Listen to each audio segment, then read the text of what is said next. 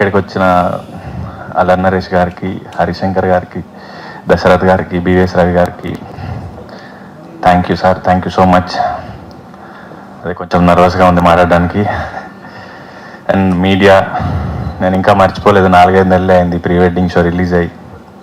మీరు ఇచ్చిన సపోర్ట్ నేను ముసలోడు అయ్యాక కూడా మర్చిపోను.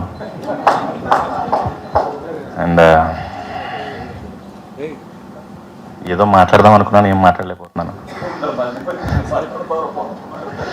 మీరు గుర్తు చేశారు కాబట్టి అజయ్ ఘోష్ గారి గురించి చెప్పాలి. ఈ సినిమా చేసినప్పుడు ఆగండి సార్, అది సినిమా గురించి. మా ఇద్దరి అంటే అందరూ ఏదో హీరో హీరోయిన్ ఇదంతా అనుకుంటున్నారు, కానీ ఒక తండ్రి కొడుకుల బంధం గురించి ఈ సినిమాలో తను రాశాడు నరేష్. మా నాన్న లేడు కానీ చాలాసార్లు మా నాన్న నుండి ఇలాగే ఉండేవాడు అనిపించింది నాకు. సో సినిమా గురించి వస్తే, పాపం ప్రతాప్ నరేష్ చెప్పినప్పుడు, నరేష్ సార్ నేను ఒకటే మాట అన్నాను, ఇప్పటికి కూడా సినిమా ఎలా వచ్చింది అంటే ఈవీవి గారి సినిమా ఎలా వచ్చింది అని చెప్తున్నాను. నాకు అదొకటే మాట వస్తుంది.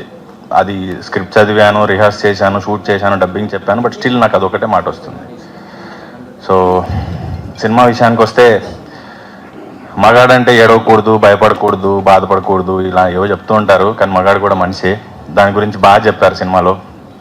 అండ్ లాస్ట్ 20 సెకండ్స్ ఒక బిట్ వస్తుంది, అది చూసినప్పుడల్లా అసలు నరేష్ ఎలా ఊహించాడు ఇది అనిపిస్తుంది. అంత మంచి క్లైమాక్స్ ఇచ్చాడు సినిమాకి. అండ్ పాపం ప్రతాప్ అంటున్నారు కదా, ఏప్రిల్ 17వ తారీఖు మా బుజ్జమ్మతో మీ దగ్గరలోని థియేటర్స్కి వస్తాను. పాపం ప్రతాప్ వీర ప్రతాప్ అయ్యాడని మీతోనే అనిపించుకుంటాను. Thank you.